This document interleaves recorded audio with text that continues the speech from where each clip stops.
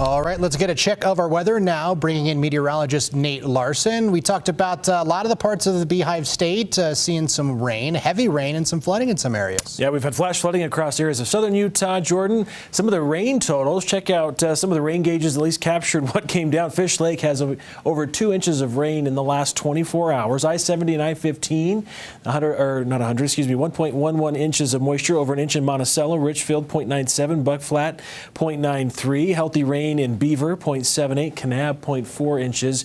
Bryan Head picking up over 3/4 of an inch. We're still seeing some good showers and thunderstorms this evening. A lot of the moisture streaming up from the southwest, moving northeast. The flash flooding again, some areas continuing to see those warnings into the overnight hours, but other areas have seen some quieter conditions, especially in the southwest corner. So this is a shot this evening from Brittany Thorpe, St. George, showing off the beautiful sunset that we saw in lower Washington County. Mark capturing some of what's going on in Cedar City. Call it fire in the sky with some of the sun's rays making it through some of the cloud cover that was there. Laverkin, Carl Maybe sending in this photo as well, and Brandon Bates in Bountiful. Gorgeous sunsets. Pretty quiet weather up in northern Utah. We had those active skies across southern Utah with that Black Desert Sky Cam. Showing weather headlines, we've got an active start to your Monday. We're going to continue to see flash flood concerns with drier air moving in through midweek. So plan on tomorrow and even Tuesday some fairly scattered showers and thunderstorms. Flash flooding is going to remain a concern. We're not going to be as hot with the moisture moving in conjunction with the storm system passing in the Pacific Northwest. So Futurecast trying to imitate what we're seeing on radar this evening. It does a pretty good job sometimes, but as we move into the overnight hours, should be pretty quiet and calm. Not a bad start to your Monday morning, but by the early afternoon, we get the heating of the day coupled with the moist southwest flow that's going to be in place. And we'll start to see some of these showers and storms flare up essentially statewide. Models showing that the northern half of the state will be more favorable for storms on Monday evening. This is about 8 o'clock. Yep, have the umbrellas handy. We're expecting some good, healthy rainfall.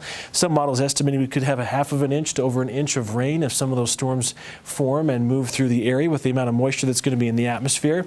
As we get into Tuesday, we'll continue to see that threat of storms. A little less coverage across western Utah, more so along the eastern half of the state from about the I-15 corridor or the Utah mountain spine as we go from the north to the south end of the state, with decreasing moisture into Wednesday.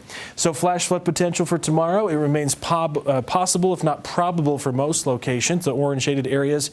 And not a great afternoon to be recreating in those low-lying areas, slot canyons. Flash flooding is going to be a concern again tomorrow. Look at the rainfall amounts. Models going berserk in some areas, showing we could have really healthy rainfall amounts. But when we get this moisture in the atmosphere, we get slower moving storms. We end up putting down a healthy amount of shower activity in a relatively short amount of time. So could have some healthy rains, even some urban flooding is possible. 92 for the high tomorrow.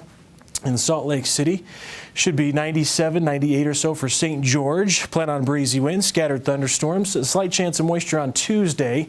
Temperatures cooler than normal by a few degrees.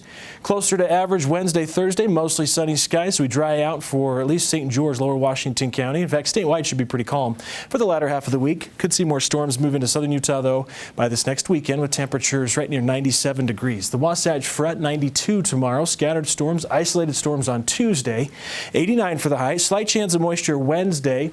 Notice, yeah, we're in the upper 80s. That should feel pretty nice, right? Cooler than normal. Normal high is about 93 this time of year. We'll see 94 on Thursday with temperatures hovering in those mid to low 90s into this next weekend with some breezy winds. So best chance of storms again tomorrow afternoon and evening. We'll see a few pop up again on Tuesday. Jordan?